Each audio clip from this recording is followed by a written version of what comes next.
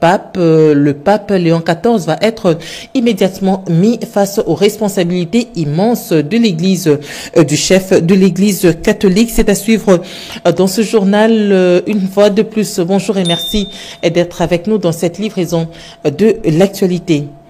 Le cardinal américain Robert Prevost, 69 ans, a été élu pape hier jeudi 8 mai 2025 à 18h exactement. Il a été missionnaire au Pérou avant d'être appelé à Rome par le pape François en 2023 comme préfet du dicaster pour les évêques. Les cardinaux confirment le choix d'une église ouverte, multiculturelle et missionnaire. Voici donc le portrait du pape François dans ce reportage de Mireille Ndeke.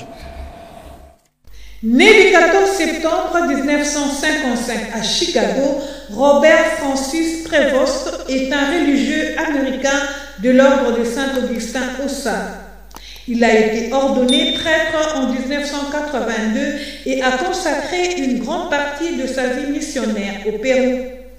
Il y a servi comme prêtre, formateur au séminaire, juge ecclésiastique, puis évêque de Chicago de 2015 à 2023. En reconnaissance de son engagement, il a obtenu la nationalité péruvienne en 2015.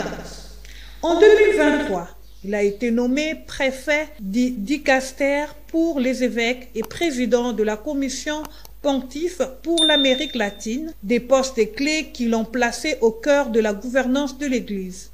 Il a été créé cardinal par le pape François le 30 septembre 2023. Un pape au profil international, Léon XIV est le premier pape américain de l'histoire et son élection reflète la dimension mondiale de l'Église.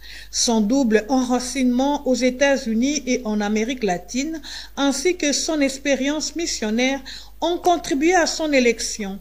Il est perçu comme un centriste, proche des orientations pastorales du pape François, notamment par son attention aux péripéties et aux populations marginalisées. Pourquoi le nom de Léon XIV? Il s'inscrit dans la lignée de papes tels que Léon XIII, connu pour son encyclique sociale, et Léon X, pape de la Renaissance. Ce choix pourrait signaler une volonté de conjuguer la tradition doctrinale et engagement social. L'élection de Léon XIV marque une nouvelle étape pour l'Église catholique avec un pontife au parcours international et à l'expérience pastorale diversifiée. C'est une satisfaction de l'Église catholique romaine après la désignation du pape Léon XIV. Les réactions fusent de partout à Kinshasa. Je vous propose de suivre celle de Monseigneur Donatien Cholet. Habemus Papam. Ça peut évoquer une joie abondante et immense pour tout le peuple de Dieu, de l'Église Famille de Dieu qui est en RDC. Joie parce que, pas plus tard qu'hier, au début des travaux du comité permanent, le président de la conférence a invité tout le monde à être en communion avec les pères cardinaux pour prier, pour que le Seigneur nous donne un pasteur selon son cœur.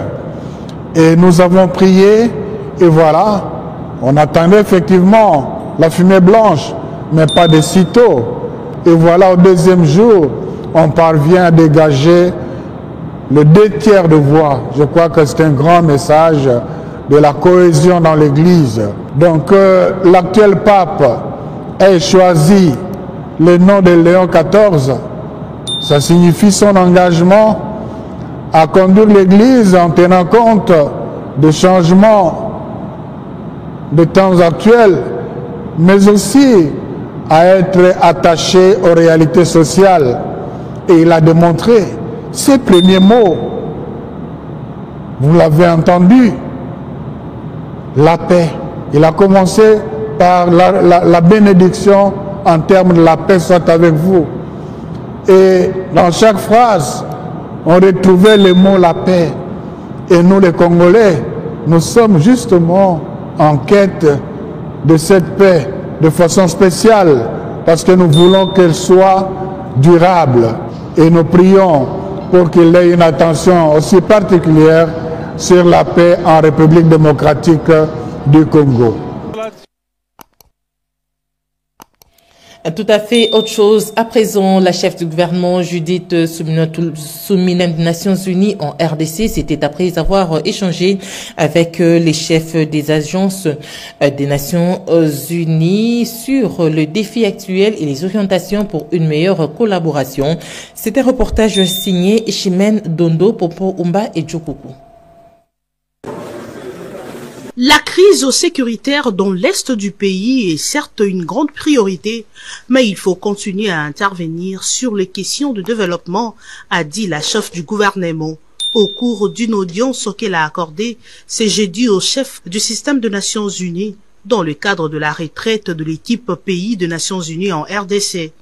L'objectif était de discuter sur les défis actuels et définir les orientations pour une meilleure collaboration en vue de répondre aux priorités du pays, surtout dans ces contextes d'occupation dans sa partie est. Ça permet, dans leur travail, de voir comment ils vont mettre en place le cadre de collaboration entre le système des Nations Unies et le gouvernement de la République démocratique du Congo, de montrer cet esprit de collaboration qui est le nôtre, de donner un certain nombre d'orientations par rapport à nos priorités. Donc j'ai un peu refait les grandes lignes de notre plan d'action, de notre PNSD, mais maintenant c'est de voir par rapport aussi au contexte actuel qui est le nôtre, avec notamment la guerre à l'Est, comment cette intervention du système des Nations Unies va se faire. En même temps, comme on le sait, il y a une crise au niveau des ressources financières, vu qu'il y a un certain nombre de bailleurs qui ont indiqué la réduction de leur intervention au niveau des différentes agents du système des Nations Unies. Et dans ce contexte de réduction des ressources, voir comment on peut faire mieux et de manière plus efficace, tout en gardant à l'esprit la nécessité d'appuyer le développement du pays, d'appuyer les communautés congolaises qui sont sur le terrain, de regarder la question des droits humains et la question des protections du civil. Les orientations de la première ministre Judith Suminwa sont claires. Investir entre autres sur les infrastructures socio-économiques de base, le développement de l'agriculture, la transformation et la diversification de l'économie. Ça y est, les militaires et policiers font désormais partir du régime de sécurité sociale. La cérémonie d'intégration de ces hommes et femmes en uniforme a été présidée par le vice-premier ministre, ministre de la fonction publique, Jean-Pierre Liaou. Nadine Kilosho, Moké Malouma ont signé ce reportage.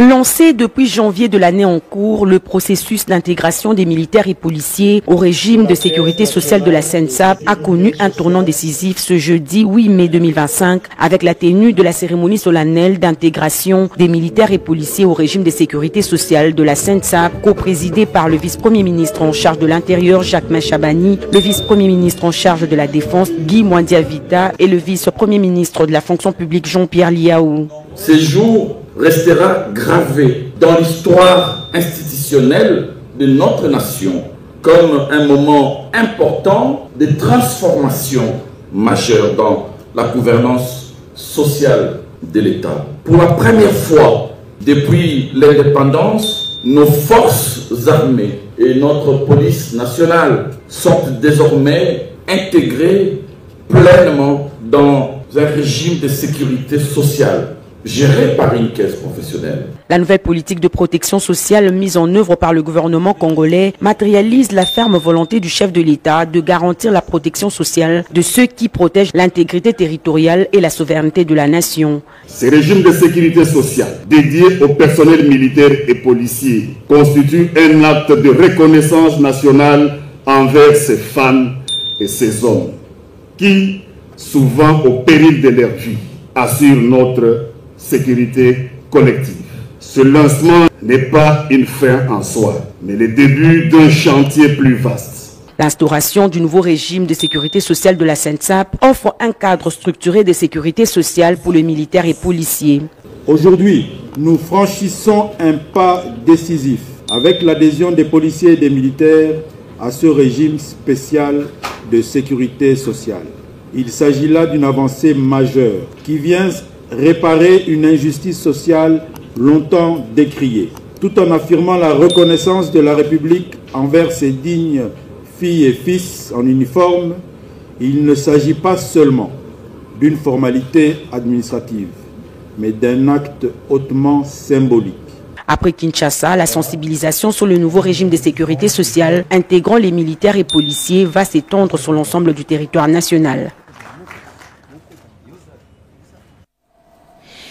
Découvrons tout d'abord ce communiqué officiel avant de poursuivre ce journal. Le ministère de l'Intérieur, Sécurité, Décentralisation et Affaires coutumières informe l'opinion nationale et internationale que l'armée rwandaise et ses supplétifs du M23 FDC continuent de commettre des actes de violation de l'intégrité du territoire national, des assassinats, bombardements aveugles, tortures, viols et pillage, plus de 308 cas d'assassinat et d'exécution au sommaire, 124 cas de viol et plus de 315 cas de torture corporelle, plusieurs centaines de cas de recrutement forcé, dont les plus récents est celui de 35 jeunes dans le territoire de Nyiragongo le 23 avril 2025, des arrestations arbitraires dans des conditions inhumaines, plusieurs cas de pillage enregistrés entre le 12 avril et le 7 mai 2025, ainsi que la spoliation et la destruction des immeubles de l'État de la province du Sud Kivu sur les 11 sites différents. On parle également de l'intensification du pillage des minerais de Rubaya avec le lancement le 2 mai 2025 à Chaké des travaux de réhabilitation de la route Chaké-Massissi exécutés par Delta Tsu Construction Charles, une entreprise rwandaise créée en 2008 et enregistrée au registre de commerce de la République du Rwanda sous le numéro 10 17 44 139. Les faits cités ci-dessous qui s'ajoutent à ceux précédents dénoncés constituent une violation flagrante des instruments internationaux, notamment la Charte des Nations Unies, acte constitutif de l'Union africaine, ainsi que la résolution 2773 du Conseil de sécurité des Nations Unies. Le ministre de l'Intérieur, Sécurité, Décentralisation et Affaires coutumières continue de documenter ces violations graves perpétrées par l'armée rwandaise et ses supplétifs du M23 FDC afin que justice soit rendue. Fait à Kinshasa le 8 mai 2025, Chabani Lukuo Biyango. Nous allons poursuivre avec ce journal. Les ressources minérales critiques et stratégiques face aux défis mondiaux actuels, rôle clé de la RDC dans la production et l'approvisionnement durable. C'est la thématique exploitée pour la 9e édition du forum Géosciences à l'université de Kinshasa. Le vice-premier ministre de l'économie nationale, Daniel Mukoko Osamba, y a apporté des informations sur les grands enjeux mondiaux avec les minéraux critiques et stratégiques. Rodé Panda pour le reportage. En cette période des grands enjeux mondiaux sur les minéraux critiques et stratégiques, le monde scientifique réfléchit en permanence pour mieux cerner la question. Pour la 9e édition du forum Géoconscience de l'université de Kinshasa, les participants ont été enrichis avec la thématique les ressources minérales critiques et stratégiques face aux défis mondiaux actuels, les rôles clés de la RDC dans la production et l'approvisionnement durable. Parmi les panélistes, le vice-premier ministre, ministre de l'économie nationale, Daniel Mukoko Osamba, d'une expertise aiguë, s'est penché sur les femmes. Le ministre d'État de l'Agriculture et Sécurité alimentaire, Grégoire Mchaïl Moutombe, était face au réseau des femmes entrepreneurs à qui il a expliqué le défi de la République démocratique du Congo de lutter contre le changement climatique dans la production, de plus en plus dans la production agricole. Regardez. Il est temps que le Congo nourrisse l'Afrique suite à la montée en force du changement climatique. Le ministre d'État de l'Agriculture et Sécurité alimentaire, Grégoire Mouchaïl-Moutombe, peut aussi compter sur l'apport des mamans du réseau des femmes entrepreneurs et sociales du Congo. Le Mineta Mouchaïl les a rassurés de son accompagnement en les dotant de terres arables, instruments et matériel aratoire après s'être organisés en coopérative. Retournons au champ pour montrer aux étrangers que nous sommes à mesure de manger chez nous. Ministre de l'Agriculture, il y a Zambie, il y a Afrique du Sud, il y a Botswana, il y a Zimbabwe. Mes homologues ministres de l'Agriculture m'ont dit que le changement climatique a détruit la production agricole chez eux. Ils ne sont plus en mesure de mieux produire. Maintenant, c'est à nous de les nourrir. Le chef de l'État, lors de sa visite à Lubumbashi, avait déclaré que nous devons nourrir pas seulement le Congo, mais aussi l'Afrique. Est-ce que c'est possible? Devant les représentants des différentes structures et microfinances, ces femmes battantes ont été sensibilisées à l'entrepreneuriat dans divers domaines. Le réseau des femmes entrepreneurs qui dirige Madame Myriam Sefou a remis un diplôme de mérite au ministre d'État de l'Agriculture et Sécurité alimentaire, Grégoire Mouchaïl-Moutombe, pour son engagement et leadership pour le développement du secteur agricole en République démocratique du Congo. Et à la RTNC, le directeur général, Madame Sylvie Elengue-Nimbo, s'est entretenue avec les techniciens sur certains aléas du travail. C'était dans la salle studio Maman Guébi. Reportage.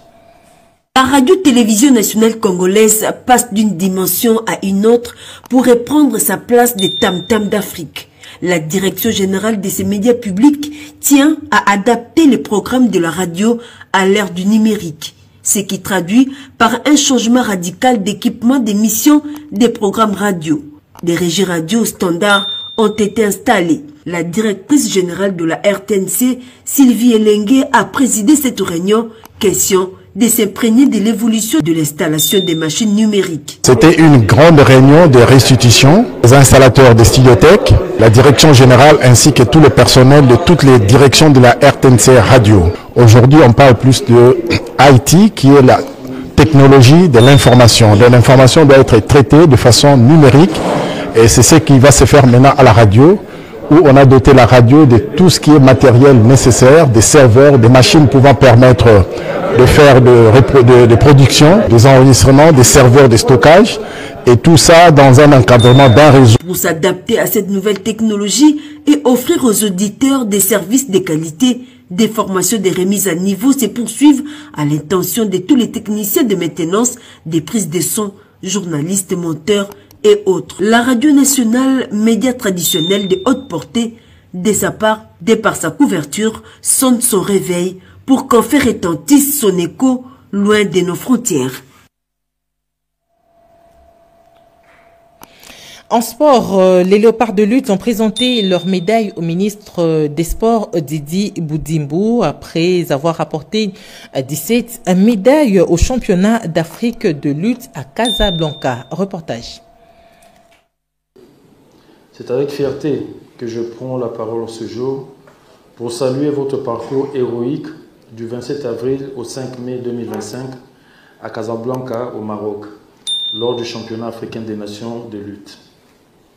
Vous avez fait flotter notre drapeau en remportant 17 médailles, dont 4 en or, 2 en argent et 11 en bronze, en vous qualifiant pour le championnat mondial de la catégorie senior en Croatie 2025 et junior et cadet en Grèce de la même année. Je ne saurais continuer mon propos sans pour autant rendre des vibrants hommages à son Excellence, Monsieur le Président de la République, chef de l'État, Félix Antoine Tshisekedi Tshilombo, premier sportif congolais, pour son engagement dans le développement de notre sport. L'exploit réalisé en vous classant 3e nation sur 34, des premières médailles d'or de l'histoire de la lutte sur le plan continental, surtout par la remarquable victoire en or d'une fille congolaise, constitue une motivation pour les générations à venir. Dans un contexte difficile, marqué par des épreuves et défis que nous rencontrons à l'est de notre pays, Vous avez su faire preuve d'un courage et d'une détermination remarquables. Votre succès est bien plus qu'une simple victoire sportive. Il symbolise la résilience du peuple congolais. Nous allons parler à présent du lancement officiel de la première édition du concours d'ingénierie et d'architecture organisé en partenariat avec le projet d'extension de la ville-province Kinshasa, une initiative visant à répondre aux défis croissants de l'urbanisation dans la capitale de la RDC. Regardez. Dans le cadre de l'ambitieux programme d'extension de la ville de Kinshasa, une initiative visant à répondre aux défis croissants de l'urbanisation dans la capitale de la République démocratique du Congo, c'était la première édition de la conférence et concours Kiamona Campus Lab. Cette première édition a réuni plus de 5000 étudiants issus de 3 instituts majeurs, INBTP, ESAO et l'Académie de Beaux-Arts. L'événement a été marqué par une grande conférence animée par le personnalité imminente. Je pense qu'on n'a jamais été aussi proche de réaliser un si grand projet. Ce très grand projet aujourd'hui suscite un intérêt au niveau national, on le voit ici, mais au niveau aussi international des différents partenaires, nous en sommes nous-mêmes très satisfaits et très étonnés. Ce projet démarre normalement et comme prévu dans un mois et demi, et nous allons être ensemble avec vous pour une dizaine d'années où chaque année il y aura des espaces qui seront libérés et qui seront occupés petit à petit. Pourquoi les étudiants? Pour moi personnellement c'est vraiment un honneur et surtout une occasion unique de revenir vers vous, car l'innovation que vous allez apporter à ce projet, le côté, l'âme que vous allez donner est très importante. Nous avons déjà plusieurs architectes et ingénieurs congolais qui vont participer dedans. Mais la jeunesse, c'est la fraîcheur. J'ai senti dans vos discours, je suis vraiment impressionné et très satisfait de sentir à quel point il y a un engagement et un souci de pouvoir faire les choses. Pour s'étendre sur 43 000 hectares dans la commune de Maluku, la nouvelle ville ambitionne de désengorger Kinshasa, aujourd'hui peuplée de plus de 17 millions d'habitants. Le lancement officiel de travaux est attendu en juin prochain. Le travail abattu par l'administration militaire de l'Ituri en vue de la stabilisation de la situation sécuritaire est apprécié par la jeunesse de cette partie du pays. Les jeunes leaders de l'Ituri l'ont rapporté devant la presse où ils ont également appelé les autorités à multiplier d'efforts afin de mettre hors d'état de nuire les ennemis de la paix. Junior Selemani.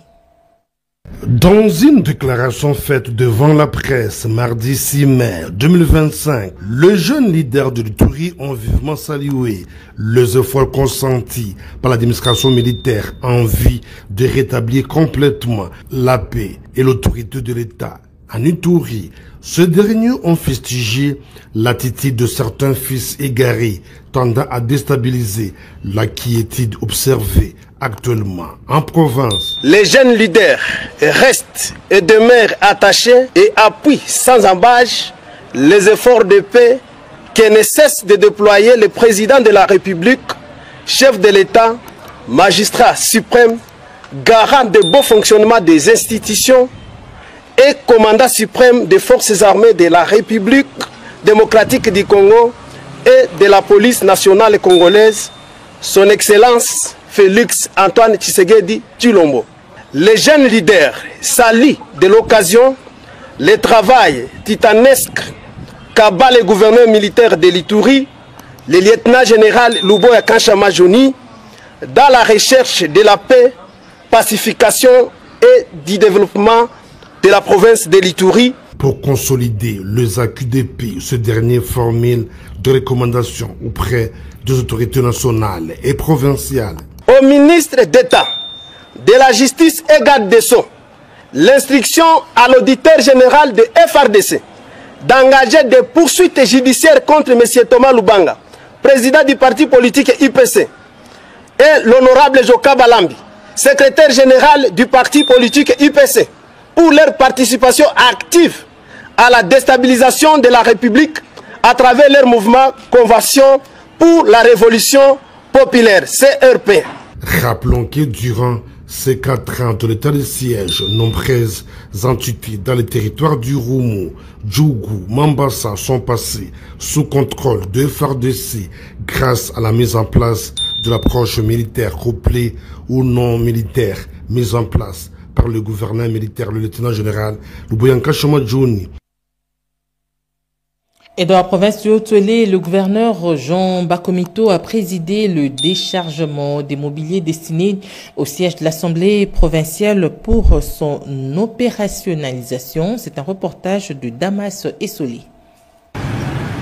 Il ne reste plus que quelques jours pour que l'Assemblée provinciale du Haut-Uélé dise ses adieux à la location depuis son institutionnalisation en 2015. Les travaux de construction de son siège touchent à leur fin, constate le gouverneur Jean Bakomito Gambou à l'issue d'un tour de berger le lundi 5 mai 2025 en présence de l'honorable rapporteur Floribert Siukama Kofi, alors qu'au même moment s'effectue le déchargement d'une cargaison de mobilier et autres matériels qui faisait défaut. Nous sommes venus avec le rapporteur qui a été délégué par le président de l'Assemblée provinciale pour voir également l'évolution des travaux. Vous voyez qu'il n'y a pas que ces bâtiments, mais également le bâtiment ancien qui va abriter toute l'administration. Là-bas aussi, le travail évolue, mais nous allons essayer de pousser un peu plus pour qu'au cours de ce mois de mai, avant la fin, que nous puissions remettre seulement ces bâtiments à l'Assemblée provinciale. Le conducteur des travaux, ingénieur Bouloubango, rassure. Nous sommes déjà en train d'atterrir. Je pense que ce n'est plus question de mois, il ne reste plus que 2 jours pour pouvoir remettre le bâtiment aux propriétaires. Au nom du président de l'organe délibérant du Haut-Uélé, le rapporteur honorable Siukama Kofi s'en réjouit, remercie les gouverneurs et invite ses collègues à la patience.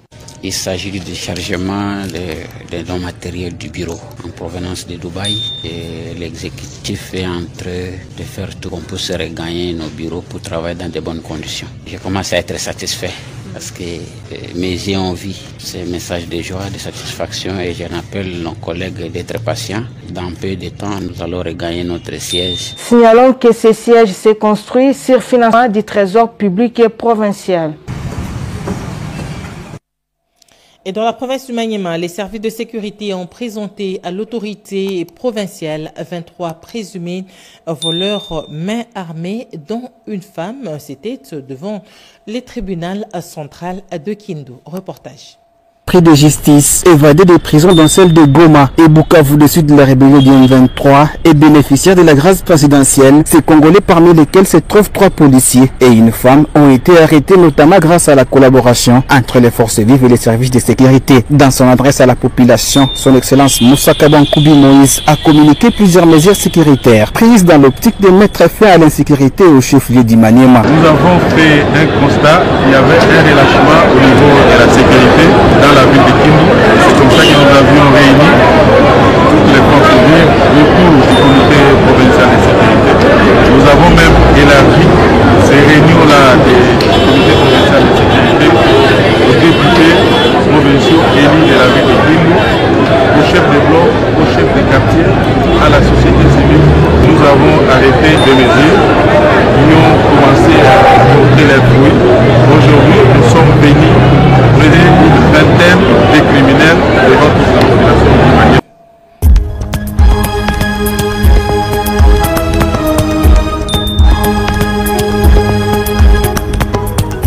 Bienvenue mesdames, messieurs à cette revue de presse du jeudi 9 avril 2025. Pression internationale, la RDC risque de négocier une paix fragile, révèle le potentiel point CD. Les négociations de Doha représentent une opportunité significative pour la RDC, mais elles sont également chargées de risques. La pression internationale, en particulier celle des États-Unis, pourrait influencer les choix du gouvernement congolais de manière à compromettre sa souveraineté mai 2025. D'après la nouvelle société civile congolaise, une personne est morte aux côtés de plusieurs dégâts matériels, notamment l'incendie de plusieurs maisons. Suite à cette situation, les activités socio-économiques tournent au ralenti à Mambimbe et ses environs. Tanganyika, interdiction de commercialiser et de consommer la boisson étrangère. Sapor, jugé nuisible pour la santé, rapporte RTNC.cd. La commercialisation ainsi que la consommation de la boisson Sapor en provenance du Burundi sont interdites en raison de ses effets néfastes sur la population. Cette décision a été annoncée lors d'une communication du ministre provincial de l'Intérieur, Johnson Kassongo, mercredi 7 mai 2025, où le danger que représente ce produit a été clairement démontré. La consommation de cette boisson par les jeunes les amène à agir sans contrôle. Certains commettent des actes criminels, volent, tuent, clame Johnson Kassongo. Ce journal coordonné par Mireille Ndeke est terminé, réalisé par Ramadan Poki et Nasha Kumpava. Blondine Mangwaou a assuré sa rédaction. Nous disons également merci à Yannick Yangumba, Nzengele Bassosa et Didier Diawa qui ont assuré la partie technique. Nous faisons également un clin d'œil au ministre d'État de l'Agriculture et Sécurité Alimentaire, Grégoire Mchaïl Moutombe, qui souffle sur une bougie de plus. L'information continue sur nos antennes en français et dans les 4 langues nationales. Au revoir et à la prochaine.